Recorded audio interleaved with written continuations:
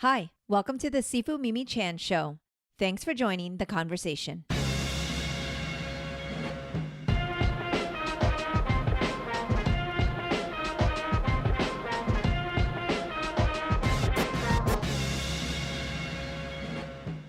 Hi. How you doing, Sifu? I'm fine. How are you? I'm okay. Sorry about the time confusion. Don't worry about it. Not a thing. Okay. Genuinely not a Oh, thing. Let me but switch on the do not disturb things. yes, agrees. And then, of course, we'll get disturbed anyway. Yeah, well, But that's okay. yeah, how it We works. got this. All We'll make sure righty. all the vectors are on here, right speakers are. Yeah, we're How's good. it We're good. going? It's going. Not too bad. I'm trying to prep for departure, so it's a little hectic, but Where's the next one off? Where are you off to next? if all goes as planned, I will be going to Africa. Yeah, I know. I know. How long is that trip going to be? It's about 2 weeks. So it's like short of Wow. 2 weeks, but yeah, about 2 weeks. Just mainly because it's like 2 days there, 2 days back even. But yeah, we'll see how it goes. Supposedly next Thursday. Where in Africa? So we will be going to South Africa. So we're going to do Cape Town and one of the safaris over a little bit east. And then we will go to the Victoria Falls kind of border countries. So we'll do Zambia, Botswana, and Zimbabwe. Wow. Yeah. It's really exciting. It's very exciting. I always try to balance my excitement with anything can happen in the next week. And so if something goes wrong, then it'll be fine. And that's why I get travel insurance kind of thing. So I like to be excited at the same time. I like to be prepared. It's like how I don't like having hope. So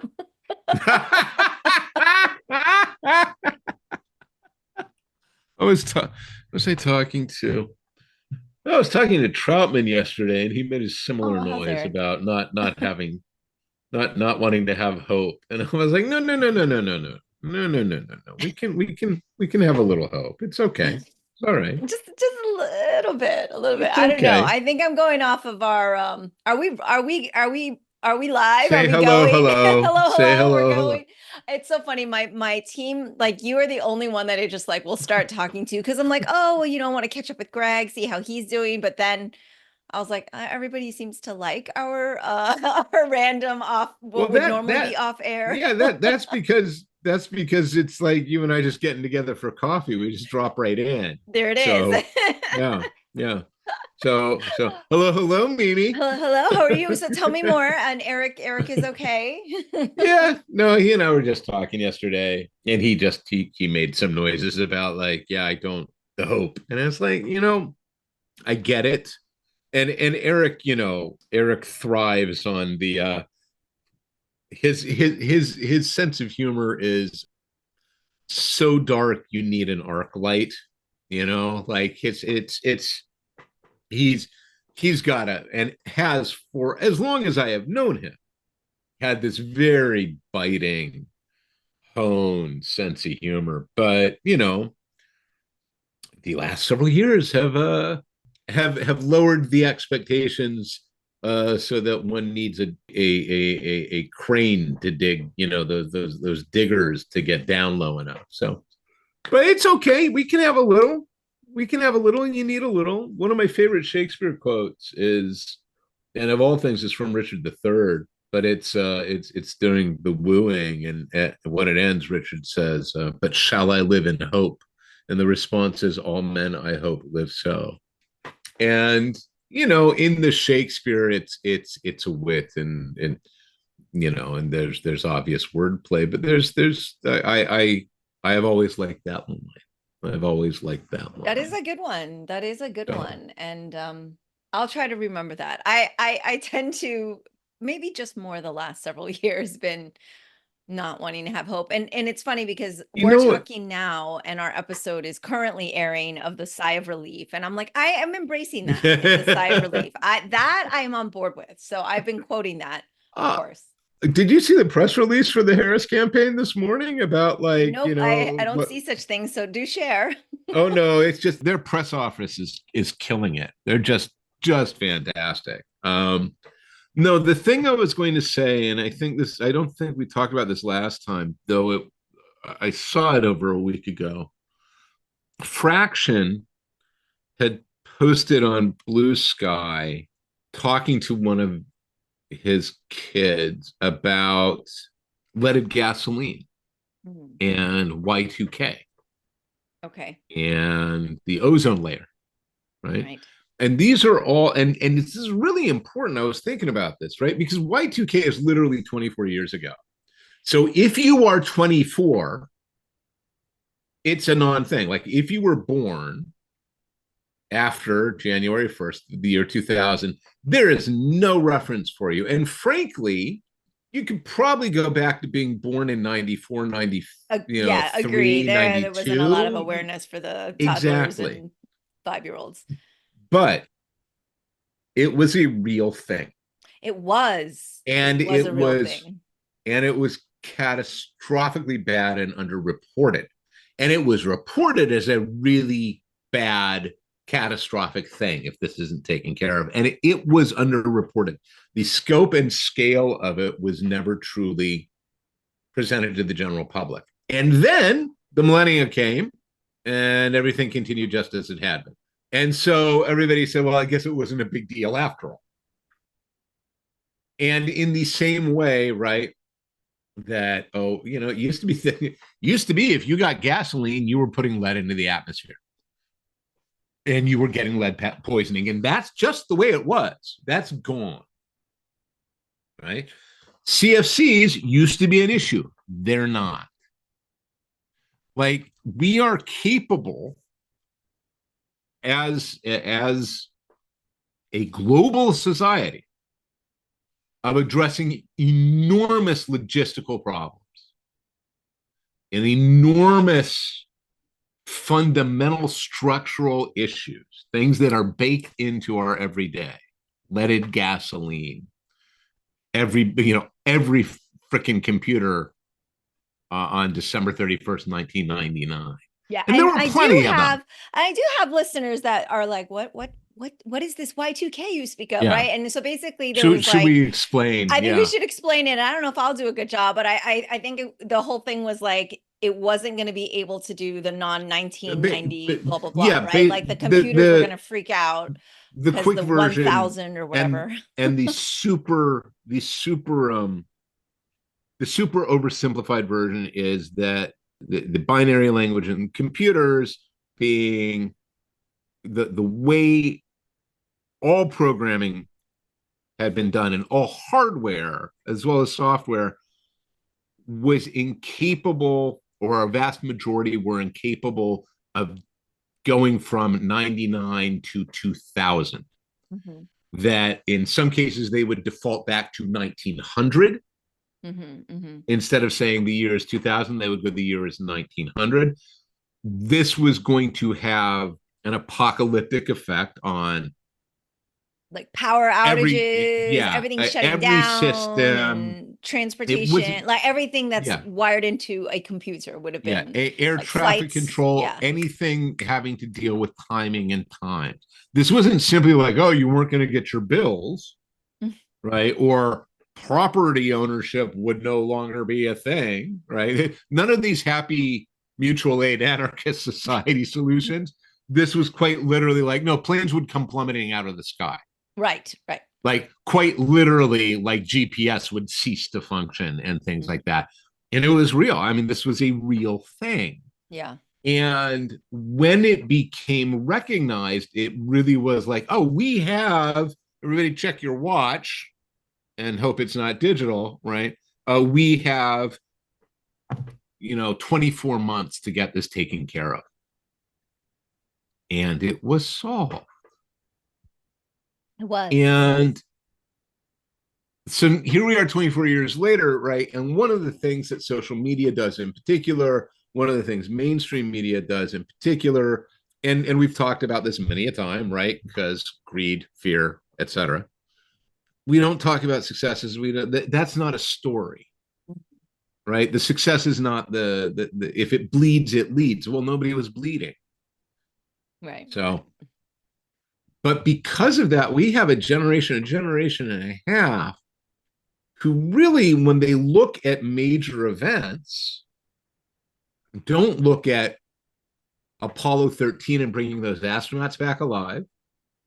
They don't look at, what they see is 9/11. Yeah. Yeah. The failures are catastrophic and glorious, and we're sitting on top of an enormous one right now, right? Because the climate is collapsing. It's doing it. But these are solvable problems. They really are solvable problems, and they can be solved.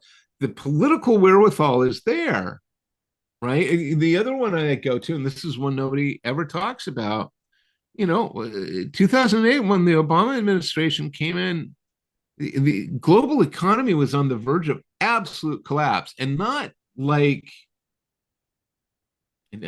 a cheerful pat your hand, it's going to be a depression sort of thing, but on a no, we're talking about mass starvation, uprising, riots, and fires. Like, people were buying crates of pork and beans to, put up in their cabin along with the crates of the ammo that they'd been stockpiling. When we avert the problem, we forget about the problem because there was no problem. We didn't see it. It did not impact our lives. The bad stuff impacts our lives. So, unrelenting MAGA hat wearing hate mongering, which has been going on, at megaphone volume for the better part of a decade, if not longer. That's a long time. 10 years is a long damn time. Like, I remember my youngest was in middle school when Hillary Clinton lost the election. And again, I use lost the election in quotes. And she's 21 now. Like, that's how much time has passed. That's a lifetime for her. Who she was then and who she is now are logical extensions, but it's a long trip. That's a lot of field to cover. And it is important to, like I say, we don't publicize the good, right? This is why I like the movie The Martian so much. Because it is, for all of the other things that the movie is, it's a story of what can be accomplished, right? What we can do. Beginning with the very simple premise of we've got astronauts on Mars.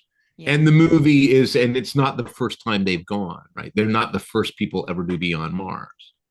It can't be understated, right? And this goes to the Waltz move. It goes to, these people are weird. Yeah. They're weird to not think that we can do these things. Mm-hmm. They're weird to not want to believe in that. It's sort of like, look, I get it if Superman is not your hero. I get it. Mm-hmm. I get it. But it's weird if you do not see why Superman is cool. Correct. You know what I mean? Like, Correct. if you yes. if, and what if you Superman stands for and exactly. why that's he may not do it. He may not do it for you. But if you cannot on some level go, no, I get it. It's just not for me. Yes. It's another issue. So yeah. Agree. I mean, this is why I log in, from my echo chamber. Well, see, so here's a little hope, but here's a little hope. We can do amazing things, and honestly, and we have done amazing things. That's exactly it. Yeah. The fact that there have been wins over the last decade that, like you said, are not celebrated or not put to the forefront of media, and also we don't get to hear about it, or even if we do, we've moved on. you don't even get to absorb and enjoy that moment. And I think that's the tough part, where we have to kind of just remind ourselves to take a step back. Most people just want to live their life. They just want to be able to get up and do their thing and go to work and do their job without grief, be able to live without interference and without undue hardship. Right? I genuinely don't think people are like, I don't ever want to have challenges. Like, we all recognize in life we're going to be challenged. Things are going to happen. Mm-hmm. I don't think anybody's saying I should never have to deal with that. Or I don't think, how should I put it? I don't think most normal people think that. But when it's unrelenting, God, let me catch my breath, damn it. Just give me a couple days of nothing. Yes, agree. Like I Uh, just, it's yeah. fatiguing is It why. is It's exhausting. exhaustive. Yeah. And I and then we should move and talk about something else. But I would uh, Jen was away for she got back on Tuesday. She'd been away for over 10 days, right? She'd been dealing with some stuff. Mm-hmm. And the result of that was that, when your partner is away, you realize how much the division of labor is crucial to each of you getting shit done. Mm-hmm. Um, Mm-hmm. and I hit a day before she came back where literally it was like texts kept every time I sat down to do work, the phone would ring or a text would, and I had that moment of I just want it to stop. Just give me 24 hours of peace. Mm-hmm. Right? Now take that emotion, which everybody knows, and pump it full of air for 8 years of that feeling. You know what I mean? And Yeah. we just want it to stop. Yeah. This is one of the reasons why I think that Harris has the energy that she does, right? Because one of the things, regardless of how you felt about Biden, one of the things that it was being done in the narrative was that it was a fait accompli, that it wasn't going to be over, that it was in fact going to. And now here comes Kamala Harris, and all of a sudden, it might be able to be over, right? We Mm-hmm. might we might be able to get out of this. And how exciting is that? Yeah, well, that's I verging mean, on hope there, Greg. How dare you? listen, you need to have hope. Like, I well, if you don't know. have I'm hope, trying to be why? better. Oh, if you don't have hope, why go door to door? If you don't have Mm-hmm. hope, why put out a lawn sign? If you don't have hope, why vote? You better have hope. I mean, the I think ultimate it's extension of my no hope is why get out self-defense of bed in the mechanism of morning? like not wanting to be disappointed, just like where I'm I don't prepping want to for have my too trip. much I hope, don't have right? too much hope. Okay. I will buy that. I don't have too much hope. I think I just Nobody says be foolish, Mimi. yeah. I know. It's just been, yeah, like, well, we've been doing this for how long now? It's just been a lot, right? Like you're so funny in the Discord because like I said, you are on air this week, like our episode's playing. And fortunately, like the news cycle didn't just move on in, 30 minutes. Like it was still pretty relevant. Like I was like, oh, we were hitting, we still Yeah. had things to talk about whenever we recorded a couple weeks ago and it still was fine. But like sometimes that's not the case, right? You go, oh gosh, wow, so much has happened. Yeah, So we're I was we're really glad we're that late. like, Yeah. yeah. Yeah. Well, that Yeah. happened to a lot of the talk show hosts went on hiatus or all that stuff happened like right when Biden Yeah. announced he wasn't going to run and he removed himself. And that was like so many people were gone. So it was kind of funny. So yeah, so yeah, it's been good to kind of listen back. And Oscar's always like, oh, you guys just I love listening to, the Mimi and Greg love. I was like, yeah, I know, it's just nice. And we've had some really dark episodes where it's been really tough. And then we've had some of the Yeah. laughter fun ones too. I was thinking back and I think we're at like we're over 60 for Yeah, sure, I was because gonna say there's we've like got to be some in the one-off, 60s now. yeah, because there's some one-off ones like the old guard where it was like that, or a Yeah, special yeah. edition. And in the beginning, I didn't just do like Greg Rucka 1. I would start to like call it whatever we talked about. Now I realize it's just like, all right, this is just Greg Rucka number You got to go back whatever. and number them all. No, because there's links already out there, right? And so if you Right. change Change it, the change the name. hyperlink, then I don't know, something happens in the internets that I don't know about. But I mean, we've even survived a podcast Don't name change. yeah. Don't anger the internets. That's So right. That's right. I don't want to be pulled from the air and, all of that. But for our Discord friends who do follow and have asked for our podcast to continue and everything, it was kind of fun because you had mentioned you were doing a replay. And of course, I oh don't yeah, game no, yeah, yeah. anymore, so, but oh man, when I watched the show The Last of Us, I had all these feelings about humanity, and it does kind of tie into hope and where are we at with like just like the I state of the mean, world. it's So I haven't watched the show, and I haven't watched the I really want show. you to.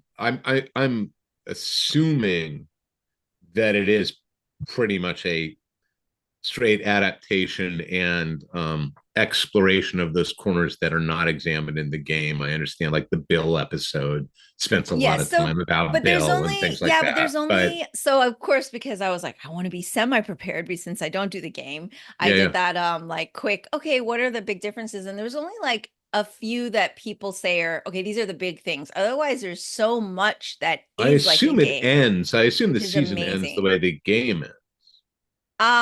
So yeah, the season ends where he's broken her out. Yeah. Spoiler alert, Okay. That's everybody that. who's, That's no. That's so all you that's need different. to. Yeah. And So so, but it's basically, like he's more human, right? So he's not like this kind of superhero-esque, like he gets hit by a bullet and he goes down. It's not like in a video game where I think he yeah, has a yeah, little more resilience.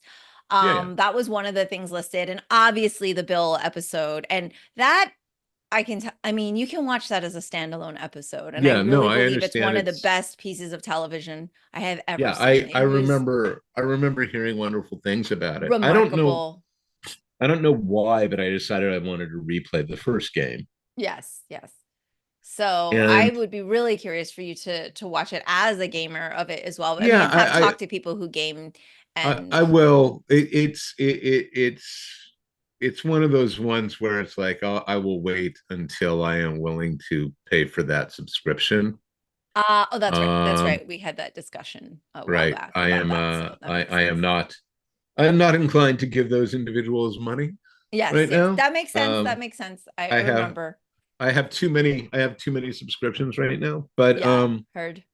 but yeah, no, it is and the thing is that game is 10 years old. Right? The game came out in 2014. And the So what lead made time you on replay it? Sorry. I well there's no straight linear answer.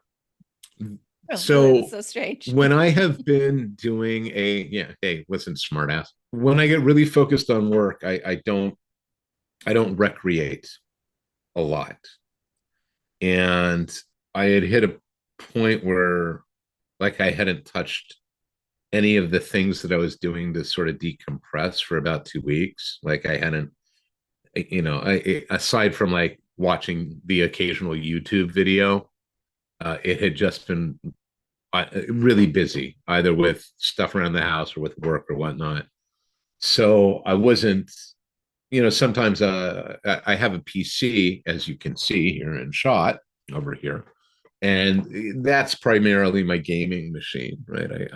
I will play games on it, and I didn't have anything on it I wanted to play, so that's part of it. So I had sort of hit this thing where I was like, well, what am I gonna, what do I want to do? And it's in the front room, and I was like, oh, I need to update the PS5. Like it hadn't been on. We had a power outage. If you have anybody who has a PS5 knows this problem, you put it in rest mode, and then there's a power outage, and you turn it back on, and you get yelled at for having turned it off wrong. It yells at you. It says next Oh. time, and you're like, "Whoa, that wasn't me." Um, and it's in my library, and I was looking at it, I was like, Oh, that's right. I have the remastered version on. Okay. I would be interested to go back and examine the game again. And I'd played it. I was like, maybe I'll play it on New Game Plus. Makes it marginally easier. And I powered through it. Like if you know what you're doing, like the first time you play the game, it's fairly you need to play it fairly slowly because haste in that game will get you killed. Yeah. Um, So and is then this like where you pick who you are or you're only the no, main you character play as always? Joel. You You always play as Joel. Okay. Joel, And not everyone else is always. supporting. Oh, not So this always. is Okay. this is the stuff that I find fascinating about it Okay. because it goes to the second game. And the second game, which is I guess going to be season 2, which they're now filming, and which, for instance, our dear friend Oz loathes that second game with a white hot passion Oh, okay. because of how it is even more emotionally effective, Oh my gosh.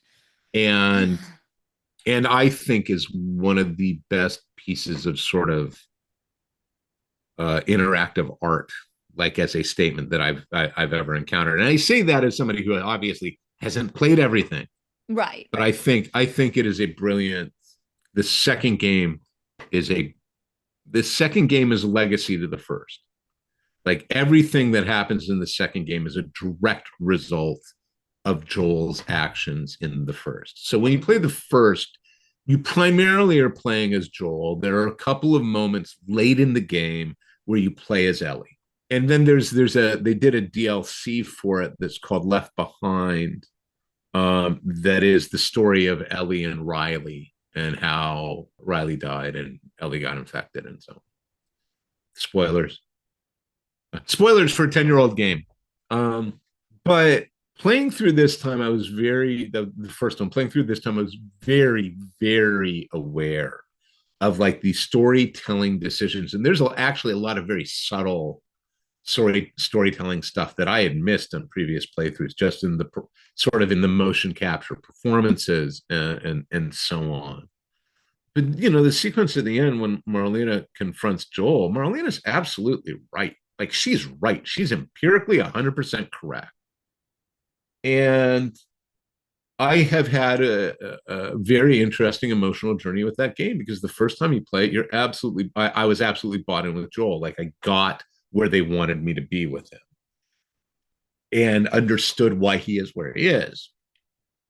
And only afterwards was like, wait a minute, like his trauma is such this it's important, and then you run into something else when this goes to it, but his trauma is such that he's decidedly unwell. He is never going to be well. It's one of the only times I've encountered a world like that, an apocalyptic zombie apocalypse, that literally talks about what that mental and emotional trauma would be, right? What it would be to have survived, to be a survivor, and the cost of that guilt and the burden of it. And so that's on one side. The other thing the game does very well Hmm. is most video games like that, right? You are playing a person with a gun and a knife or whatnot. You are killing monsters. You are killing other people. The game has to have a reason for you to rack up enormous body counts, Hmm. just insanely ridiculous body counts that As zombie games tend to do, right? It's the any quantity. right It's like it's all exactly about the horde. you are stacking bodies like cordwood, right? And you need to do that in these games because that's the main interaction of the game, right? And it Right. doesn't, and this isn't about The Last of Us. This is any combat game works on the basis of you having lots of enemies to quote unquote kill. Hmm. Okay. But one of the things The Last of Us and Last of Us 2 even more does is it doesn't the zombies are one thing. When you're killing other people, and there are lots of other people in the first game and in the second game that you end up killing, the game refuses to let you forget that they're actually people, Hmm. right? Hmm. And that you are doing this in the backdrop, in a backdrop of a world that has just been devastated by this zombie apocalypse. So it's not like there are a lot of folks around to begin with. So you take all of that, you take the environment, and if the first game is about sort of Joel's guilt and trauma, the second game is absolutely about cycles of violence and surviving it. And the result of that, and this is what Oz found very painful, and I don't think Oz was alone in this, and he won't mind me saying this. I mean, we've talked about it. You play the second one, and the first part of the game, really, you're in Ellie's POV. Then what the game does, and again, you can do this in a video. Then the game goes, okay, now we're going to go back 3 days, and you're now in this other character's POV for those 3 days. Okay, yeah. So you play 3 days as this other person on the other side. Right. Right. So what the game forces you to do is the game forces you to adopt the POV of the character who has been portrayed as the antagonist in the first third of the game. Mm-hmm. You then flip identities. And the result of that, if you accept it, is you have, because you're empathetic to Ellie. Of course you have empathy for Ellie. You know Ellie. Yeah. Right. You did the first game with Ellie. Ellie's, we love Ellie. Yeah, I was gonna say this seems like a very empathy exercise. It absolutely is. And then you are in this other person's POV, and there's somebody that from the Ellie POV, which you're in, you have no reason to have any sympathy for at all. I mean, you hate this person. Of course. And then you get into their shoes. And arguably they're a better person than Ellie and more capable of learning. Mm-hmm. Mm-hmm. And it's a heartbreaking story. Like, these are not feel-good games. Yeah, right? This is why I and this is the other thing about them. You don't walk away from either of these games going, so the dog's going off. I apologize. That's okay. Hi, Marlo.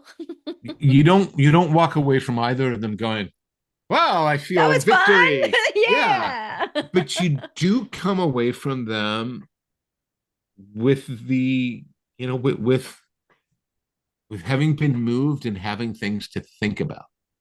That's how I felt watching the show. Right. And it was so different.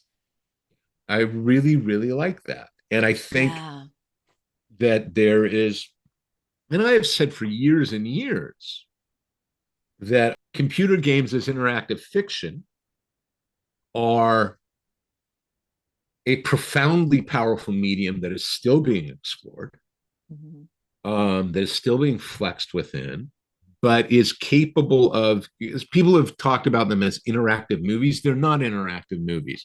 Theater and movie are collective experiences. Even in this I say post-COVID, we're not really post-COVID. Even in our COVID world. Yeah. Whatever. Yeah. Well, again, even that. But in our COVID world, right? Even if we go to a movie, it may not be a full theater. It's a collective experience. You go to see a play. It's intended to be a collective experience. Exactly. Absolutely. It is a shared experience. A computer game can be played as a spectator thing. We see it all the time with Twitch streamers and so on. Yes. But it's not quite, but it is almost like watching somebody reading a novel, right? Because it's like, I'm watching your experience, but it's your experience. I'm separated from it because I'm not in control of it. I find that whole thing fascinating, and I don't understand it at all. Yeah. But that's probably because I don't game anymore. Well, and it's an interesting thing to see. Like, there are sometimes it is fun to watch gameplay being done so well. And you're like, oh, that's pretty amazing. But I'm not emotionally invested in that. Right. Yes. What the interactivity of a computer game does is it is the closest thing to that novel exchange.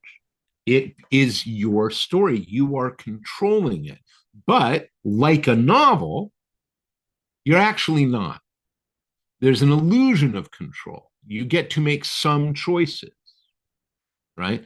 Now, in a lot of video games, choice is a big deal. Baldur's Gate 3, right, is just like the latest example. The new Dragon Age trailer dropped today, and Trick Weeks, I am very proud to say, is a friend of mine, and they have devoted an enormous part of their life to this game.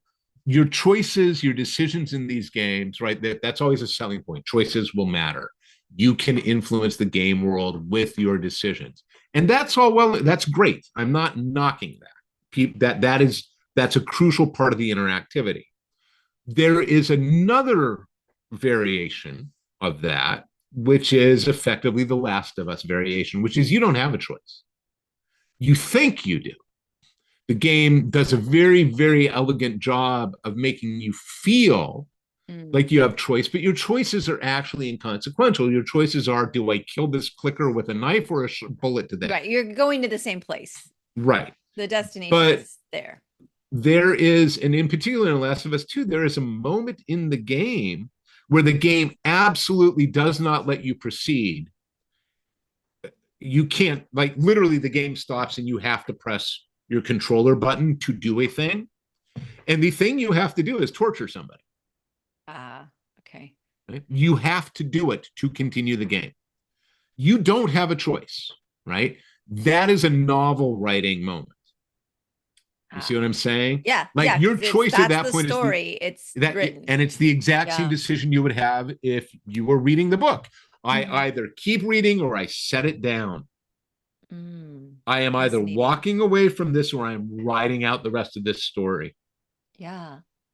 But in a way that doesn't occur except in the most experimental of literature, you are not complicit in my book, right? You read the book. Well, if horrible things happen in this novel, you know it's that fucker Rucka's fault, right? He's so dark. Exactly. He did this. I can't believe he did that. He keeps telling the future through his comics. But in this video game, you're complicit. Yes, because you're physically taking action. Literally press pushing the button over and over again. And that elicits an emotional response. Now, if you have come to the game going, dude, I have worked a 40-hour week. I want to drink a beer, play a game, and kill some zombies. I do not want feels. Right? Then you're getting cold cocked, and I totally get it. I absolutely get it. It's like, I did not buy this to have these feels. Fair. I get it. Oh my gosh. And I'm not mocking that at all. In all sincerity, it's you don't, you're not. I mean, what's the example? The best example I feel like those type of games like, are more for just energy release, and they're not meant to draw you into a story and emote such feelings. It's more just exactly. Like, and you kind of want to be not mindless about it, but you just want to play, right? And you're not trying to be invested in this narrative and to be taken certain ways on a ride. Yeah, and so it's intense. The Last of Us, all the themes in it, and I didn't know what to expect. When people said, oh, it's a video game done into a show, I was like, okay, down, but then you started to hear how great it is. And, we don't even have a video gaming console or do any of those things anymore. But like, we were just blown away.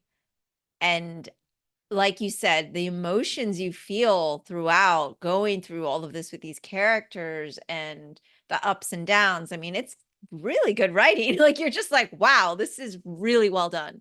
And and Druckerman is credited as the sole writer on the first game. I haven't gone back to look at the writing credits on the second. Okay. And I'm always a little suspicious when I see projects that large and like one writer. It's like, it's possible, but I'm sure there were other voices in there. And that's not to diminish anything. Of course, because it's phenomenal. It absolutely is phenomenal, and it's an accomplishment. And I say this as a guy who's got his name on, and in particular on works that are more and more collaborative, have more and more people involved. But if you see like screenplay by and there's one name, the odds are that's not true. Yes. Yeah. We talked about that one time. You're like, yeah. And also, it Yeah, depends on what variation got put into the yeah. film, which you don't There, always even know. there's literally formula and so on that says this is where you get an and, this is how you get a soul credit. This is, yeah. I mean, it's absurd. Like I I'm said, I sure. think Heart of Stone, when all was said and done, had 8 or 9 writers on it. Yes. Did And you if you mention? and you look at it, and apparently there are only 2, Yeah. right? And that's patently not true. It's just not true. Yeah. But Yeah.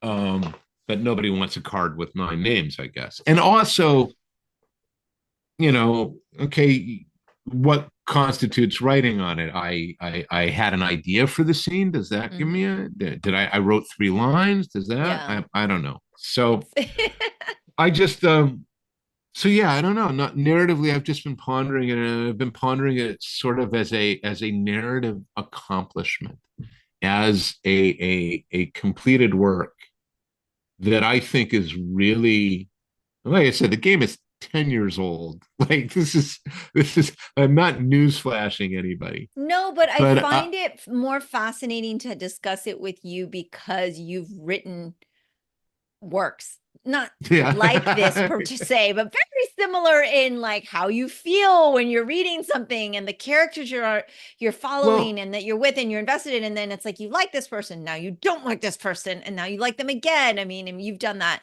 time and time again, well, Jonah, yeah, I like mean that's so Lazarus, right? right, Like you that's should say, Lazarus all the way through, listeners having who having done a complete reread, and I was on the phone with Michael for almost 90 minutes today, oh this morning, just to going over like our final issue loadout and schedule and so on. mm, And yeah, I mean, look, you should. Johanna and Jonah are reprehensible. I mean, they're mm-hmm, just wretched at the start. mm-hmm, Hopefully, hopefully at this point, Johanna is far more complex, yeah. and Jonah absolutely is not who we thought he was. Right? Yeah. Um, I mean, it's like, and I'm sure the Last of Us does this for you too, where it's like these characters, just because they are complex and maybe in certain circumstances they do what we, as audience members think is the right thing, or in our moral compass is right, doesn't mean it gets to erase the bad things. It just shows you the other side. And it's kind of like what you're talking about, where you have to play the other character. It's like you're kind of forced into, well, let's see it from I, this point as no, well. But it doesn't mean that you have to, Joel's forgive everything, right? decision at the end of the first game is absolutely selfish. Yeah. It is Yes. absolutely nakedly a selfish decision that he should never have had to make. Yeah. There it is. Right. And why he does what he does is absolutely understandable. It's enormously human. There is a moment in the game. I don't know if this is in the show. There's a moment in the game where, yeah, I mean, this is all spoilers. Like, That's you don't okay. know It's the like you game. said, it's 10 years old. But I think Yeah, also, so our listeners know, like, but obviously it's a post-apocalyptic zombie, yeah. Well, so setting, but when he's he basically is with this girl that he's protecting and at the taking very to. end, he's trying to save Ellie, and as Mhm. he is working his way through the hospital, in the game you find, there are these artifacts, little and in this section they're audio, they're digital recorders, so you can Oh, play okay. back messages on them, and you end up playing back a message from Marlena, or Mm. Marlene, where she talks about like how difficult this decision is. She's asking Ellie's mom basically for forgiveness. She's fully aware of what they have agreed to do. And in it, she says her superiors, and we never meet the superiors in the game, so we don't know who this is. but apparently she was told to, quote, kill the smuggler. Now, the Fireflies are supposed to be, quote unquote, the good guys. And Marlene's response is, I can't do it. I just couldn't do it. Like I argued against it, if only because there's one other person who understands the weight of this choice, and that would be Joel.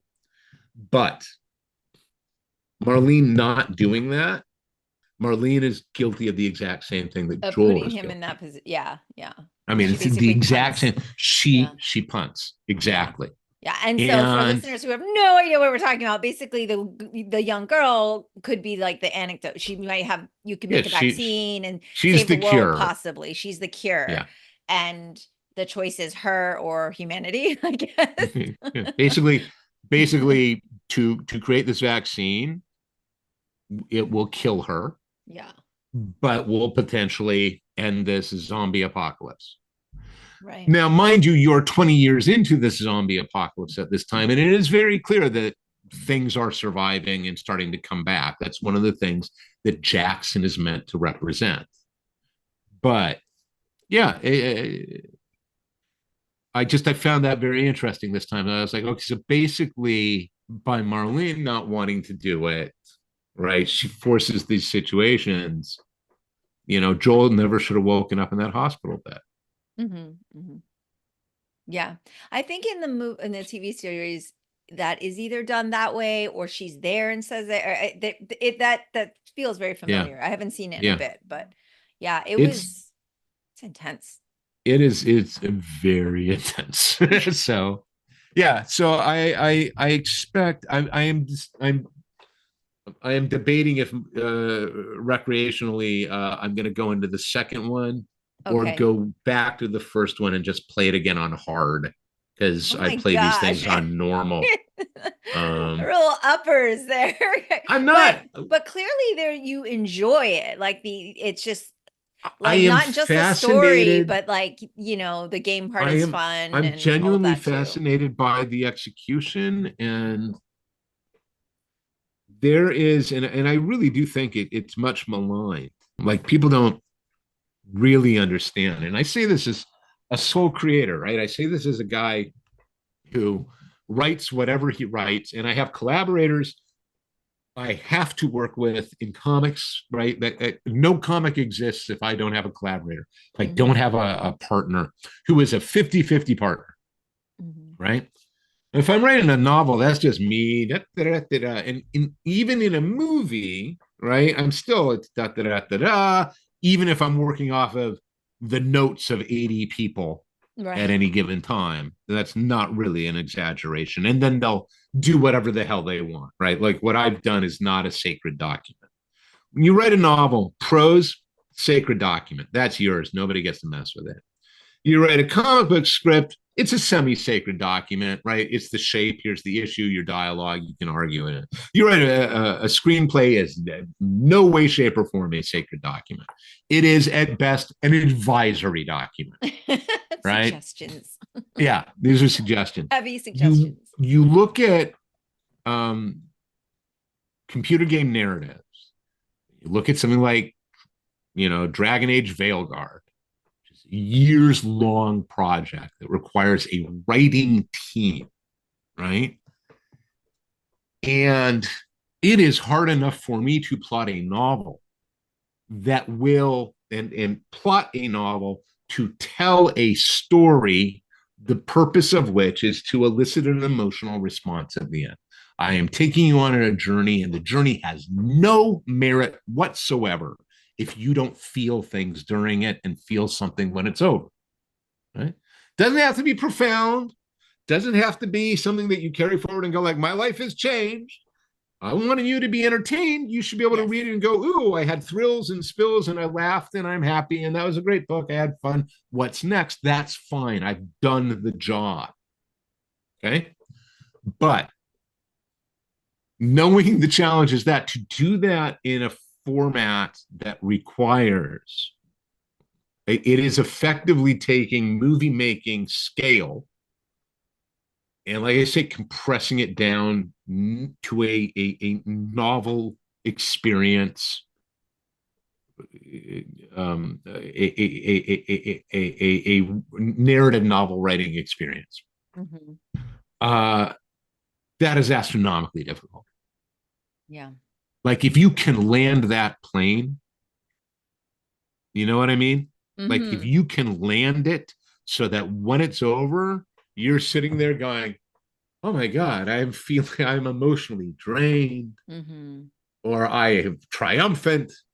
What you know what I mean? Yeah. That's Well, clearly 10 years later, it still holds up and yeah. you're doing replays and all of that. And it's funny because, like I said, we haven't gamed in forever, but whenever Oscar and I watch a show, we usually get most of the time annoyed with probably like the protagonist or the main character. And there's always like a person there. We're rooting for that person though. That's the person we want to survive. That's the person we like. They're the Yeah. one that we feel is the good person in the film, or the one that we really like gravitate towards. And I guess just to kind of throw out there, even one of like our Discord friends is asking, like, is there a character in The Last of Us that you are like, this one is the like who I gravitate to, or I would root for? Because I guess in the game, I was wondering if you get to choose your characters like that. It's No, not that kind of video no, game, but it what I isn't. mean, because I don't know all the characters that well since I've only seen the show once, and I think I will rewatch it Yeah. again before season No, two. I totally get Joel.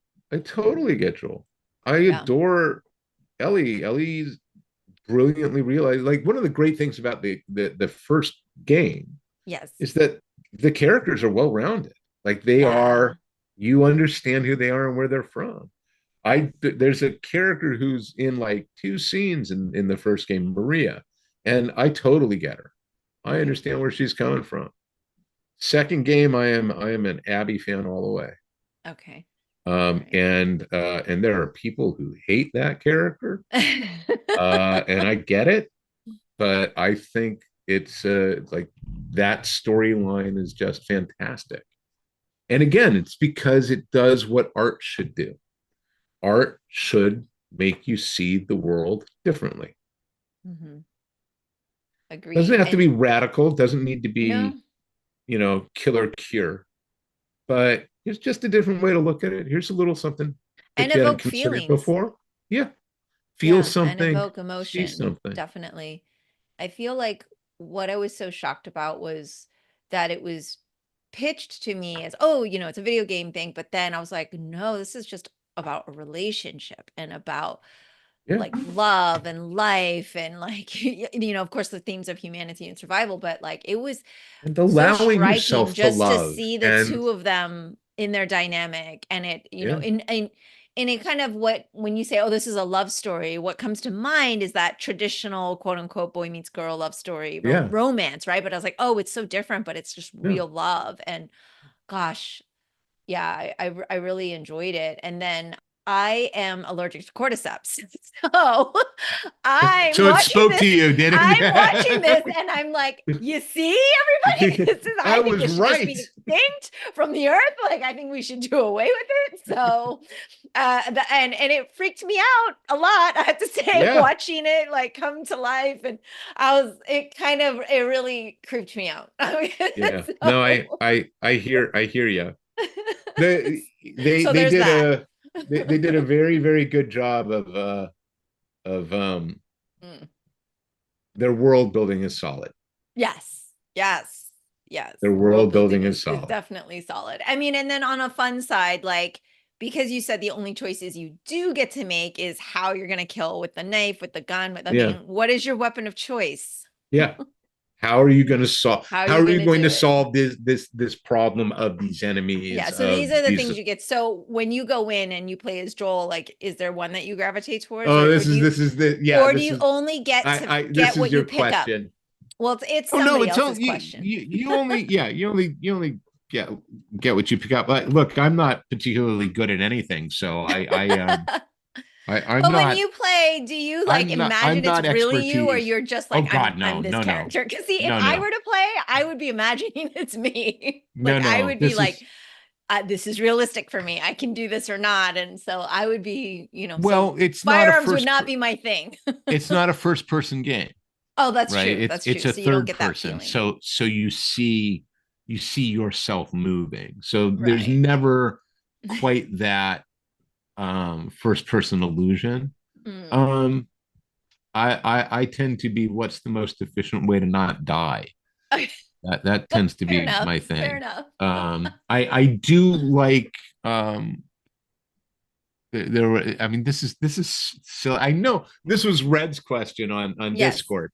Look, I will say that my favorite solution to bloaters was throwing nail bombs and then a Molotov. Like just keeping them as far away as possible and being like, oh no, Fair you enough. don't even get to come close to me. From hiding, I am going to bombard you with everything I have at range.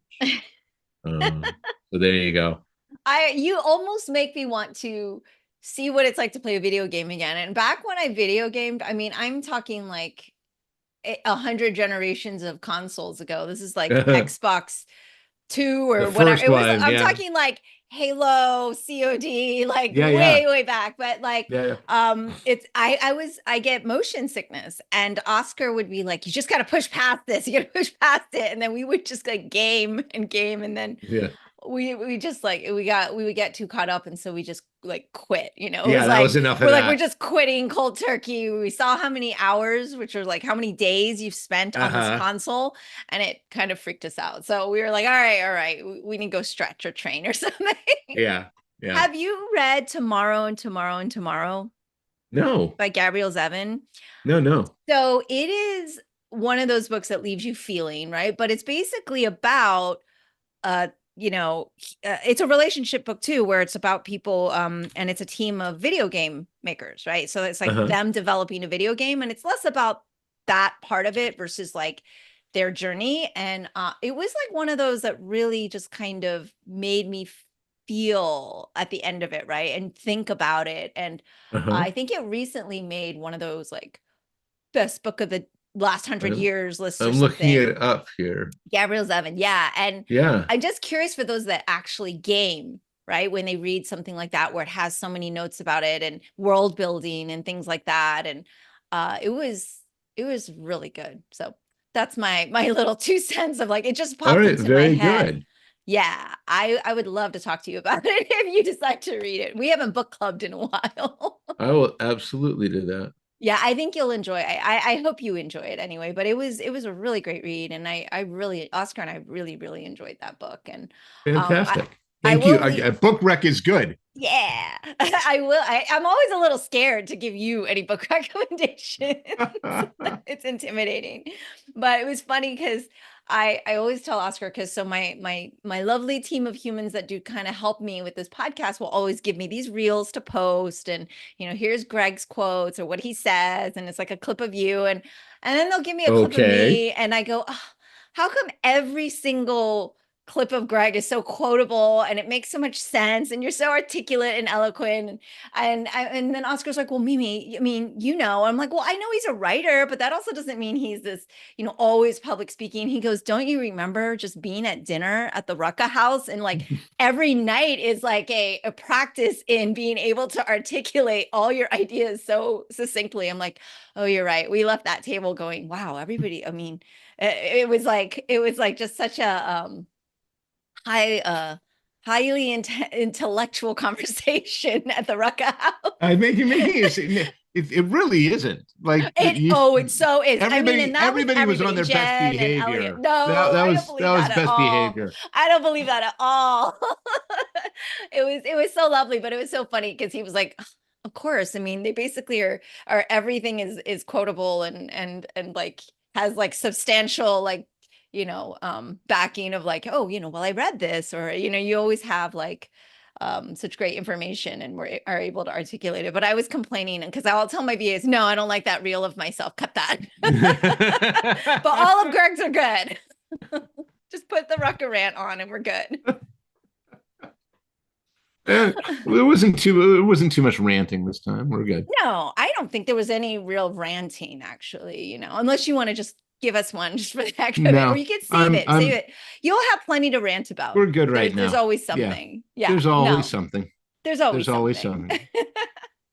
Well, lovely as always, and It's I great to will see you. definitely So catch up when with you when I get back. all right. I wish you guys a lovely trip. It sounds Yes, thank fantastic. you. Yeah, we're hoping to It sounds see a really lot of wonderful. animals and nature, and which sometimes I'm a little afraid of, but I think we're going to be okay. Getting my Nah, it anti-malaria sounds medicine. it like, sounds ready. fantastic. Yeah, It no, sounds terrific. it's always phenomenal. We're so fortunate to be able to go and explore and see other places in the world where, Yeah. different cultures and experiences. So yeah, I will definitely be reporting back. I'll send you a photo of an elephant or something. I would like photos, please. Yes. Oh, absolutely. All right, All righty. everybody. Mr. Greg Rucka. Thank you, everybody. Thank you, Give Mimi. my love to everybody. I will, and you to yours. That's all for today's episode. Thanks for listening to the Sifu Mimi Chan Show. Please subscribe and rate my podcast on your platform of choice and leave a review. You can become a patron of the show at patreon.com/SifuMimiChan to help keep this podcast going. Follow me and interact on social media at Sifu Mimi Chan on Instagram or Facebook.